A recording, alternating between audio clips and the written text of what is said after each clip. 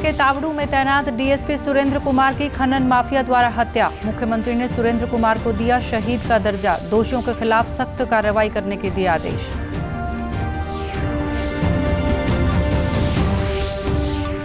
मुख्यमंत्री मनोहर लाल ने कुरुक्षेत्र में 73वें राज्य स्तरीय वन महोत्सव का किया शुभारंभ। कहा, अधिक से अधिक पौधे लगाना और उनकी सुरक्षा करना प्रत्येक प्रदेशवासी का कर्तव्य।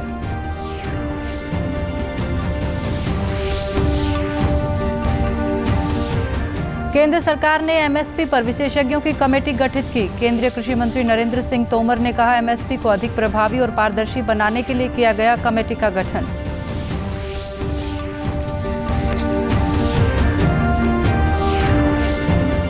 और एक भारत श्रेष्ठ भारत के अंतर्गत हरियाणा की संस्कृति और धरोहर को जानने के लिए तेलंगाना से आए विद्यार्थियों के दल ने बल्लभगढ़ स्थित राजा नाहर सिंह के महल का किया भ्रमण।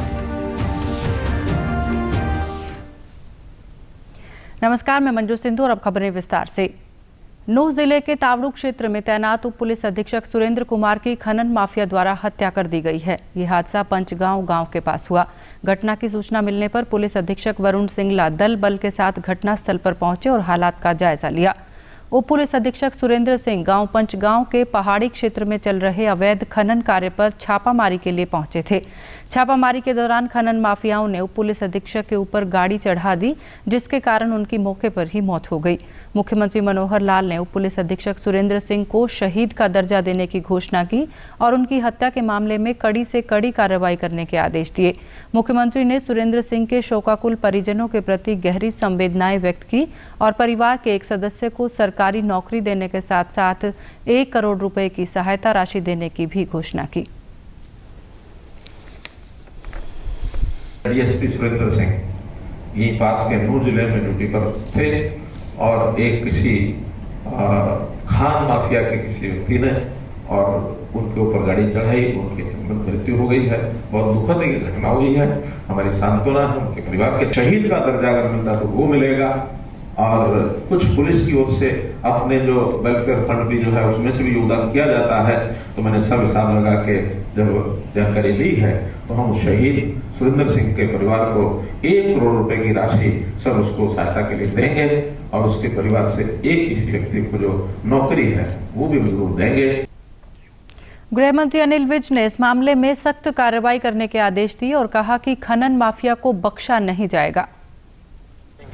बिल्कुल सख्त कार्रवाई करने के मैंने आदेश जारी कर दिए हैं, चाहे जितनी भी पुलिस लगानी पड़े, जितनी भी फोर्स बुलानी पड़े, आसपास के जिलों की बुलानी पड़े, हम पूरी कार्रवाई करेंगे और किसी को भी हम बख्शेंगे नहीं। बिल्कुल किसी को नहीं बख्शा जाएगा, सख्त से सख्त कार्रवाई की जाएगी।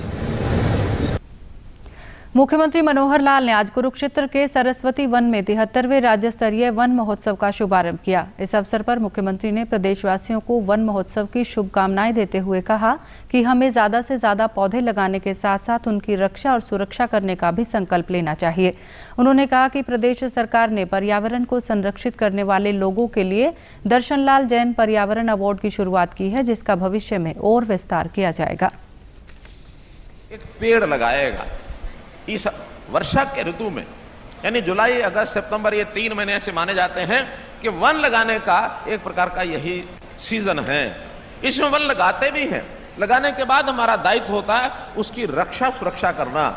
हमको ये संकल्प लेना होगा कि जो पौधा मैं लगाऊंगा उस पौधे की रक्षा सुरक्षा करना ये मेरी भी जिम्मेवारी है। जब तक वो पौधा बड़ा पेड़ ना बन जाए, उसकी जड़ें जमीन में नीचे तक ना चली जाए, तब तक उसकी सुरक्षा ये हमको करनी है।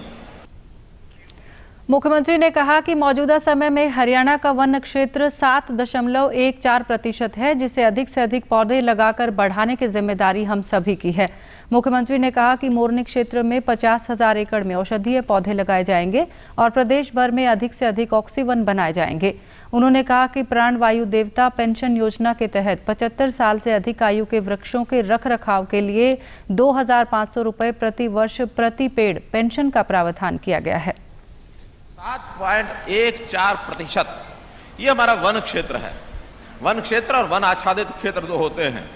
हमने तय किया हुआ है कि किसी भी स्टेट में, यानी जो मापदंड रखे गए हैं वन विभाग के द्वारा, कि किसी भी प्रदेश में ऑक्सीजन अच्छी मात्रा में तभी हो पाएगी जब वहां 20% जो उसका क्षेत्र है उसका जो भौगोलिक क्षेत्र, उस पर पेड़ होने चाहिए। हम बहुत दूर हैं, क्योंकि मैदानी इलाके में रहते हैं, कृषि की उपज हमारे यहाँ होती है, हम ज़्यादा पेड़ नहीं लगा सकते।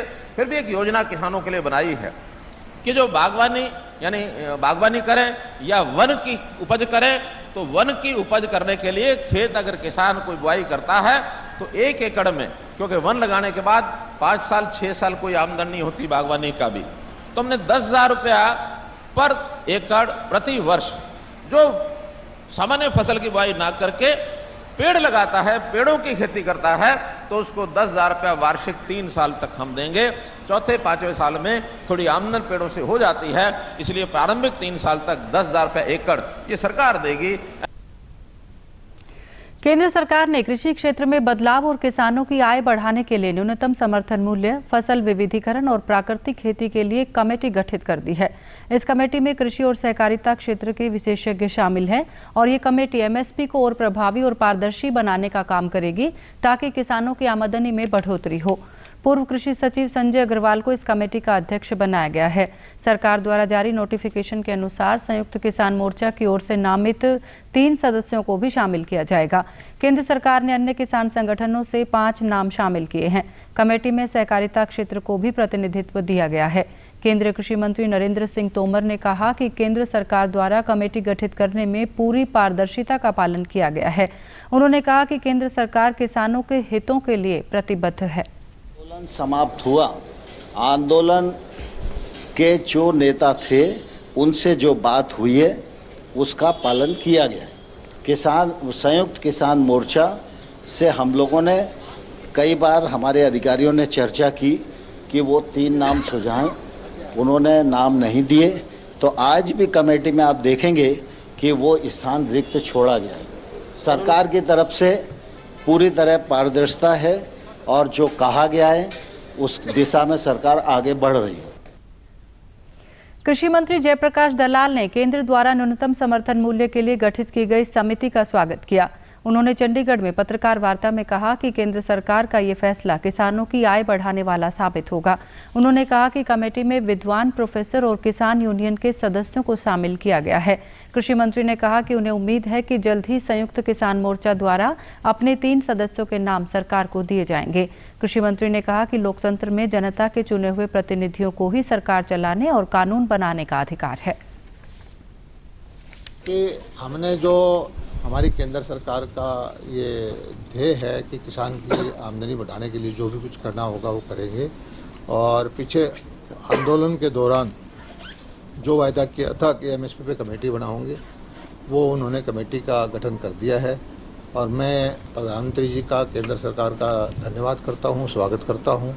और बहुत ही बड़ी कमेटी बनाई है जिसके अंदर बड़े विद्वान लोग हैं, यूनिवर्सिटी के प्रोफेसर हैं, किसान के यूनियन के नेता हैं 8, हमारे इफ्को के काद के चेयरमैन हैं, और अलग अलग कृषि के जितने भी अपने आप को कहते हैं सारे वो हैं।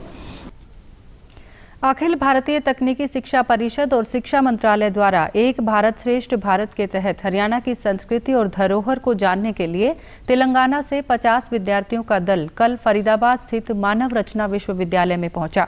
इस विश्वविद्यालय को तेलंगाना और हरियाणा के बीच सांस्कृतिक आदान प्रदान के लिए नोडल केंद्र के रूप में चुना गया है। आज इन विद्यार्थियों को वर्ष 1857 की क्रांति में शहीद हुए राजा नाहर सिंह के बल्लभगढ़ स्थित महल का भ्रमण करवाया गया और उन्हें राजा नाहर सिंह के जीवन से अवगत करवाया गया।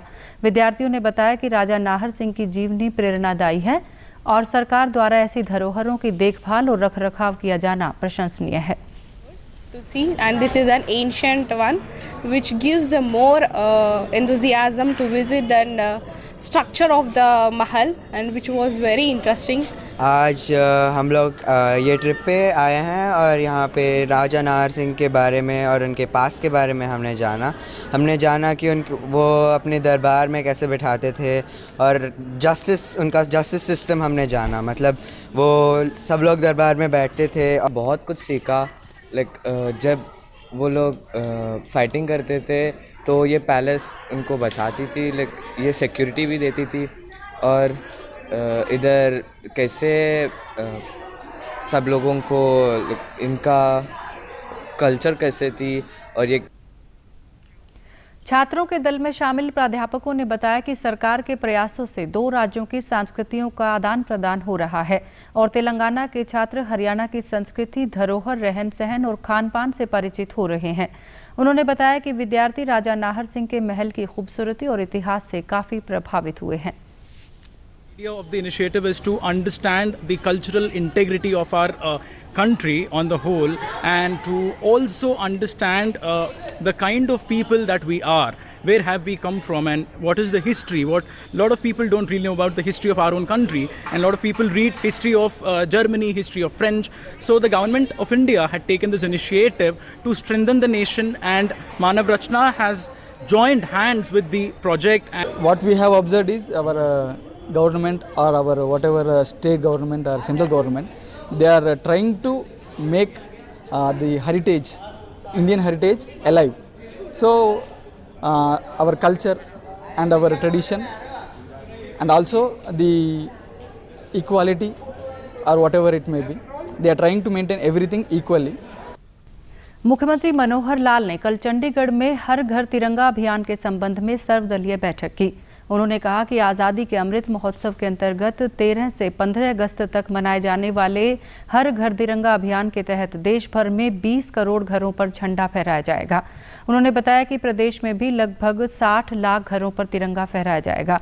उन्होंने कहा कि 13 से 15 अगस्त तक घरों पर तिरंगा फहराने के अलावा स्कूली बच्चों की वर्दी पर तिरंगे का चिन्ह भी लगाया जाएगा, जिससे उनमें देशभक्ति की भावना का संचार हो। बैठक के दौरान मुख्यमंत्री, उप मुख्यमंत्री दुष्यंत चौटाला, बिजली मंत्री रणजीत सिंह और विधायक गोपाल कांडा ने अपने 1 माह के वेतन के समान झंडे का दान करने की घोषणा की। उन्होंने अन्य विधायकों और सांसदों से भी झंडा दान करने का आह्वान किया। उपराष्ट्रपति पद के चुनाव के लिए नामांकन दाखिल करने की आज आखिरी तारीख है। विपक्ष की उपराष्ट्रपति पद के उम्मीदवार मार्गरेट टिलवा ने आज नई दिल्ली में अपना नामांकन पत्र दाखिल किया। उपराष्ट्रपति पद के लिए 6 अगस्त को चुनाव होना है। मौजूदा उपराष्ट्रपति एम वेंकैया नायडू का कार्यकाल 10 अगस्त को समाप्त हो रहा है। हिसार जिला के मलापुर के पर्वतारोही रोहताश खिलेरी का इंडिया बुक ऑफ रिकॉर्ड में नाम दर्ज हुआ है। रोहताश ने 21 मार्च 2021 को अफ्रीका महाद्वीप की सबसे ऊंची चोटी माउंट किलिमंजारो पर 24 घंटे रुककर तिरंगा लहराया था, जिसकी ऊंचाई 5895 मीटर है। इस उपलब्धि के आधार पर खिलेरी का इंडिया बुक ऑफ रिकॉर्ड में नाम दर्ज हुआ है। उन्हें डाक के माध्यम से सर्टिफिकेट मिले हैं। रोहताश ने बताया कि वो अब तक कई चोटियों को फतेह कर चुका है और उसका लक्ष्य वर्ष 2023 में माउंट एवरेस्ट चोटी पर 24 घंटे रुककर तिरंगा फहराना है। माउंट एवरेस्ट है। माउंट एवरेस्ट के ऊपर मैं 24 घंटे रुककर इंडिया के फ्लैग को रिप्रेजेंट करना चाहता हूँ। माउंट एवरेस्ट टॉप पे रुकने का आज तक का जो विश्व रिकॉर्ड है वो 21 घंटे का है, जो बाबू श्री शेरपा के द्वारा बनाया गया था 1999 में। आज से 20-22 साल हो गए, उसके बाद किसी ने ट्राई नहीं किया। तो मैं ट्राई कर रहा हूँ कि मैं इंडिया के फ्लैग को दुनिया की चोटी पे 24 घंटे ला रहा हूँ, जिससे पूरा देश गौरव महसूस करे। रोहताश द्वारा ये रिकॉर्ड बनाने पर परिवार के लोगों में खुशी की लहर है। उनके परिजनों का कहना है कि रोहताश को बचपन से ही पहाड़ों पर चढ़ने का शौक रहा है। उन्होंने बताया कि परिवारजनों ने रोहताश को हमेशा अपने लक्ष्य को प्राप्त करने का हौसला दिया। बहुत खान पान ने दूध दाद बहुत दियो, बहुत ध्यान रखूँ और बहुत खुशी है मन। अरे भी सरकार कोई दे सहायता जिंदा खुशी और हो है। ये जी पहाड़ा पुड़ा में चल रहा है, नाम रोशन कर रखे है इन्हें। हाँ हाँ, और बढ़िया है जी, राम रोशन भारत का ही करे है। लोग बढ़िया कह रहे हैं भाई, लड़का आपकी जान पर खेल रहे हैं। डीडी न्यूज़ हरियाणा पर देश और प्रदेश से जुड़ी खबरों को विस्तार से जानने के लिए आप हमारे साथ फेसबुक, ट्विटर और यूट्यूब के माध्यम से भी जुड़ सकते हैं। हमसे जुड़ने के लिए आप हमारे सोशल मीडिया हैंडल को भी फॉलो कर सकते हैं। अब आप अपने मोबाइल फ़ोन से QR कोड स्कैन कर हमारे यूट्यूब चैनल पर सीधे पहुंच सकते हैं। और अब अंत में इस बुलेटिन के मुख्य समाचार एक बार फिर। नूंह जिले के तावड़ू में तैनात डीएसपी सुरेंद्र कुमार की खनन माफिया द्वारा हत्या। मुख्यमंत्री ने सुरेंद्र कुमार को दिया शहीद का दर्जा। दोषियों के खिलाफ सख्त कार्रवाई करने के दिए आदेश।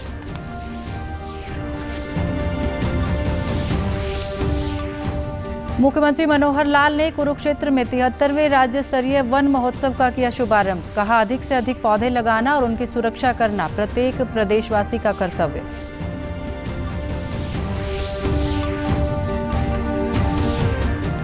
केंद्र सरकार ने एमएसपी पर विशेषज्ञों की कमेटी गठित की। केंद्रीय कृषि मंत्री नरेंद्र सिंह तोमर ने कहा, एमएसपी को अधिक प्रभावी और पारदर्शी बनाने के लिए किया गया कमेटी का गठन।